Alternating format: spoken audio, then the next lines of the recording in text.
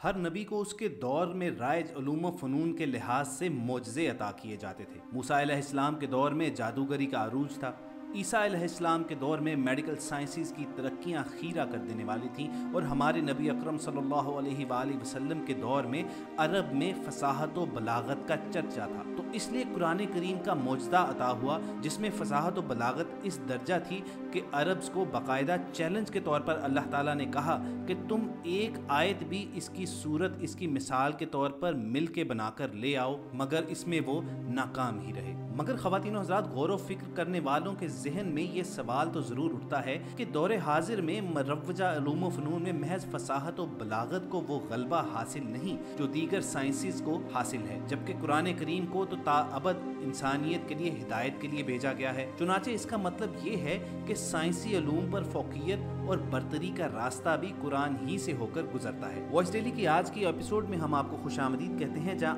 آج ہم آپ کو ایک ایسا معجزاتی واقعہ سنانے جا رہے ہیں جو امریکہ میں وقوع پذیر ہوا، جہاں ایک بچے کی پیدائش کی وجہ سے چند امریکی ڈاکٹرز نے اسلام قبول کر لیا۔ ان غیر مسلم ڈاکٹروں کی نظر سے ایسا کون سا مشاہدہ گزرا کہ وہ دین حق پر ایمان لے آئے، یہ تفصیل سے آپ کو بتائیں گے، مگر اس سے پیشتر آپ سے ایک درخواست کریں گے کہ آپ ریڈ سبسکرپشن بٹن پر کلک کیجئے اور بیل آئیکن کو پریس کر دیجئے تاکہ آپ وائس ڈیلی کے سبسکرائبر بن جائیں اور آپ کو یہاں اپلوڈ ہونے والی ہر انفارمیٹیو ویڈیو ملتی رہے۔ دوستو، ہم سب کا ایمان ہے کہ قرآن حکیم کتاب رشد و ہدایت بھی ہے اور حکمت کا خزانہ بھی۔ اس کے مطالعہ سے دنیاوی زندگی کے مسائل کو جاننے اور سمجھ کر حکمت سے حل کرنے کا بھی علم پایا جاتا ہے۔ ہسپتالوں میں بچوں کی پیدائش اور بسا اوقات بچہ تبدیلی کے دعووں پر جھگڑے بھی عام سی بات ہو گئی ہے۔ اگرچہ ابھی ڈی این اے ٹیسٹ کے ذریعے ان جھگڑوں کو نپٹانا ایک معمول بن گیا ہے، لیکن قرآن مجید نے اس پیچیدہ صورتحال کا حل بھی 1400 سال قبل پیش کر دیا تھا، جس پر غور و خوض کے بعد امریکہ میں غیر مسلم ڈاکٹر بھی قرآن مجید کے برحق ہونے کا اعتراف کرنے پر مجبور ہو گئے۔ امریکہ کے ایک ہی ہسپتال میں ایک رات کو بچوں کی ڈیلیوری کے 2 کیس آئے۔ ایک عورت کے بطن سے لڑکا اور دوسری کے ہاں لڑکی پیدا ہوئی، اور وہاں پر عام دستور ہے کہ بچے کے انگوٹھے پر ٹیگ لگا دیا جاتا ہے جس پر والدین کا نام درج ہوتا ہے، مگر ٹیگ میں غلطی کی وجہ سے اس بچے کی شناخت میں تھوڑی مشکل ہو گئی۔ اگرچہ اسی وقت سائنسی طریقہ کار کو اپناتے ہوئے اس ایشو کو ریزالو تو کر لیا گیا، مگر آپریشن تھیٹر میں موجود ڈاکٹرز میں یہ بحث شروع ہو گئی کہ اگر سائنس نے آج اتنی ترقی نہ کی ہوتی تو یہ مسئلہ شاید کبھی حل ہی نہ ہوتا اور والدین ہمیشہ شک میں گرفتار رہتے۔ نگرانی کرنے والے ڈاکٹروں کی ٹیم میں ایک مسلمان مصری ڈاکٹر بھی موجود تھا۔ اس کے امریکی دوستوں نے اسے مخاطب کرتے ہوئے کہا کہ تمہارا دعویٰ ہے کہ اسلام تو مکمل ضابطہ حیات ہے جو زندگی کے ہر پہلو پر کوئی نہ کوئی حل ضرور پیش کرتا ہے،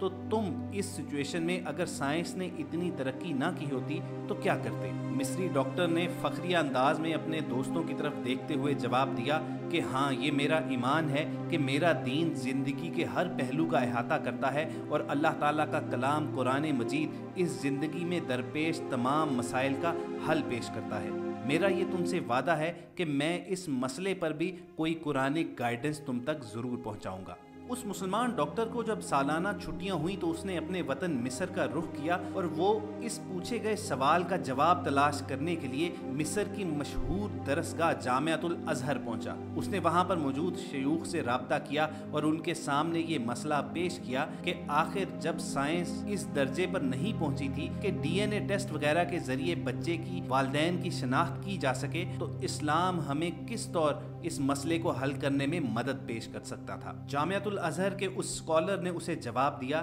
کہ میں آپ کے سامنے قرآن مجید کی سورہ نساء کی آیت نمبر 11 تلاوت کر دیتا ہوں، آپ اسی سے شاید اس مسئلے کا حل تلاش کر سکیں۔ دوستو، قرآن مجید کی جس آیت کا یہاں پر ذکر ہو رہا ہے اس کا مفہوم ہے کہ اللہ تمہاری اولاد کے حق میں تمہیں حکم دیتا ہے کہ ایک مرد کا حصہ 2 عورتوں کے برابر ہے۔ جب جامعۃ الازہر کے اس اسکالر نے اس آیت کی تلاوت کی تو اس مصری ڈاکٹر کے ذہن میں ایک باب روشن ہو گیا اور اسے اس پہیلی کا जवाब मिल गया। उसने अल्लाह ताला का शुक्र अदा किया और अपनी ड्यूटी पर जाने का कसद किया। वो वापस ड्यूटी पर पहुंचा और उसने अपने कोलीग्स को आगाह किया कि उसने उनके दिए गए चैलेंज को कबूल किया था और बिला आखिर उसका जवाब ढूंढने में कामयाब हो चुका है कि अगर साइंस इतनी तरक्की ना भी करती, अगर डीएनए टेस्ट का वजूद ना भी आता, तो उसका दीने हक 14 सदियां कबल ही उसे इस सवाल का जवाब दे चुका था कि आखिर किस तरह वो बच्चे के असल वालिदैन की शनाख्त करता। उसने अपने कोलीग से कहा कि इन दोनों बच्चों के माओं के दूध के सैंपल्स लेबोरेटरी में मंगवाए जाएं। उसकी फरमाइश पूरी की गई। ख़वातीन व हज़रात, यहाँ पर बज़ाहिर उस आयत को अगर जहन में लाएं तो समझ में ये आता है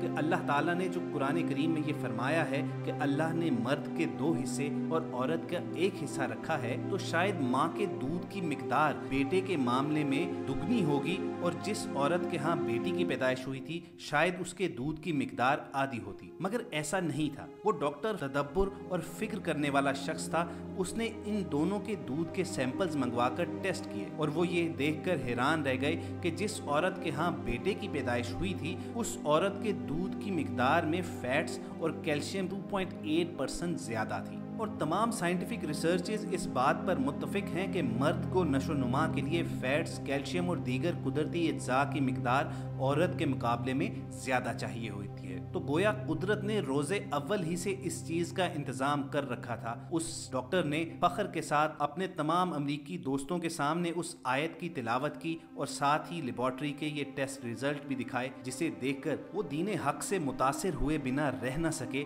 कि आखिर ये ऐसा मुकम्मल दीन है जिसने साइंस की इस तरक्की के 1400 बरस कबल ही अपने फॉलोअर्स को तमाम किस्म की मालूमात पहले ही पहुंचा दी थी। लेकिन सामीन, ये इल्म का खजाना सिर्फ उन लोगों के लिए है जो इसमें गौर व फिक्र करते हैं और कुरान में डूब कर आज की जिंदगी के मसाइल का हल तलाश करते हैं। मेडिकल साइंसेज की जितनी भी शाखें हैं या जितनी भी टेक्नोलॉजी हैं, जैसे एम्ब्रियोलॉजी, सोनोग्राफी, अल्ट्रासाउंड, ये तो आज की इजादात हैं। मगर बच्चे की अपनी माँ के पेट में डिफरेंट स्टेजेस के बारे में कुरान करीम ने 1400 बरस कबल ही सूरह मोमिनून की आयत नंबर 12 से 14 में ये तमाम हालतें बयान करके रखती थी। इन आयत का तर्जुमा आपके साथ शेयर करते हैं कि अल्लाह ताला ने फरमाया कि हमने इंसान को खनखनाती हुई मिट्टी से पैदा किया, फिर हमने उसे एक हिफाजत की जगह में नुतफा बनाकर रखा, फिर हमने नुतफा का लोथड़ा बनाया, फिर हमने लोथड़े से गोश्त की बोटी बनाई, फिर हमने उस बोटी से हड्डियां तख्लीक की, फिर हमने हड्डियों पर गोश्त पहनाया और उसे एक नई सूरत देकर बाहर निकाला। सो अल्लाह बड़ी बरकत वाला, सबसे बेहतर तख्लीक करने वाला है। आज एम्ब्रियोलॉजी में जो बच्चे की माँ के पेट में 7 स्टेजेस बयान की जाती हैं, वो एग्जैक्टली यही हैं जो अल्लाह ताला ने हमें अपने नबी अकरम सल्लल्लाहु अलैहि वसल्लम के जरिए 1400 बरस कबल बता दी थी। मगर अफसोस का मकाम है कि जिन मुसलमानों को गैर मुस्लिमों से तकरीबन 1500 सदी का एज हासिल था, वो कुरान से दूर होकर आज जिल्लत और रजालत में पड़े हैं और गैर मुस्लिम वहीं से सबक लेकर साइंस में मजीद रिसर्चेस करके तरक्की की बुलंदियों को छू रहे हैं। ख़वातीन व हज़रात, जब वो ज़माना था कि मुसलमान दुनिया की सुपर पावर थे और दुनिया पर हुक्मरानी करते थे, तो इसकी वजह हज़रत अली के इस एक कौल में ज़ाहिर हो जाती है कि आपने फरमाया कि अगर मेरी सुई भी खो जाए तो मैं उसे कुरान की रोशनी में तलाश करता हूँ। यानी इस कौल का मफहूम ये था कि मैं ज़िंदगी के हर मसले के हल के लिए कुरान की तरफ रजू करता हूँ। मैं कुरान में गोताजन होता हूँ और उस बहरे अलूम से अक्ल व हिकमत के मोती तलाश कर लाता हूँ। जब तक मुसलमान कुरान व हदीस की रोशनी में आगे बढ़ते रहे तो दुनिया ने उन पर फतह के दरवाजे खोले रखे और जो ही मुसलमान दुनिया की लज्जतों में खोकर कुरान से दूर हो गए, उस अजली और अबदी सबक को बुला बैठे, तो इस दुनिया में बिल्कुल खवार होकर रह गए। वो जमाने में मुअज़्ज़ज़ थे मुसलमान होकर, तुम खार हुए तारके कुरान होकर। दोस्तों, आज ज़रूरत सिर्फ इस बात की है कि हम अपनी बुनियाद की जानिब लौट चलें। हम अपने आका रसूल अकरम सल्लल्लाहु अलैहि वसल्लम के अहकामात और तालीमात की तरफ वापस लौट जाएं और उनके बताए हुए रास्ते पर चलते हुए कामयाब व कामरान ठहरें। ये बात हमेशा याद रखें कि एक सच्चा मुसलमान कभी भी दकियानूसी सोच का हामिल नहीं हो सकता। कुरान करीम आपको जदीद उलूम की तरफ इशारे फराहम करता है और अहादीस आपको जदीद उलूम हासिल करने की तरगीब देती है। कुरान करीम का बेपाया खजाना सिर्फ और सिर्फ मेडिकल साइंसेज तक ही महदूद नहीं है,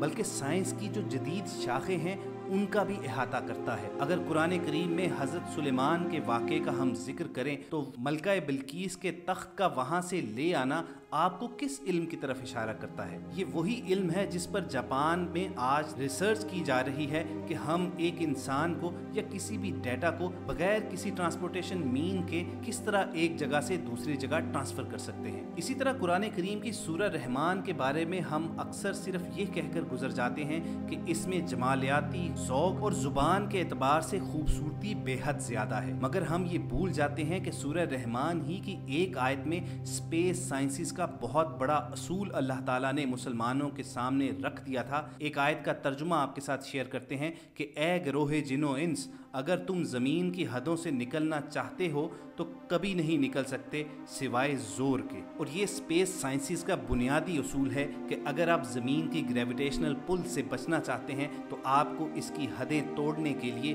ज़ोर, ताकत और पावर की ज़रूरत होगी। दोस्तों, अगर आज हम कुरान करीम की साइंस पर बरतरी के बारे में मुख्तलिफ मिसालें पेश करना शुरू कर दें तो शायद ये वीडियो कभी भी इख्तिताम पजीर ना हो। अपनी वीडियो को आज यहीं तक महदूद रखते हैं। हम उम्मीद करते हैं कि आपको इस वीडियो से बहुत कुछ सीखने का मौका मिला होगा, बल्कि इसके साथ साथ कुरान करीम पढ़ने की भी तरगीब मिली होगी। अगर आपको ये वीडियो पसंद आई हो तो इसे लाइक और शेयर करना मत भूलें, और इसके साथ साथ इजहार पसंदीदगी का बेहतरीन तरीका ये है कि आप रेड सब्सक्रिप्शन बटन पर क्लिक करके और बेल आइकॉन को प्रेस करके वॉइस डेली के सब्सक्राइबर जरूर बने, ताकि ऐसी दीगर इन्फॉर्मेटिव वीडियोस भी आपको वक्तन फवक्तन मिलती रहें। किसी नए मौजू पर बेहतरीन मालूमात के साथ दोबारा आपसे मुलाकात होगी। अपना और इर्द गिर्द लोगों का ख्याल रखिए और तब तक वॉइस डेली सुनते रहिए।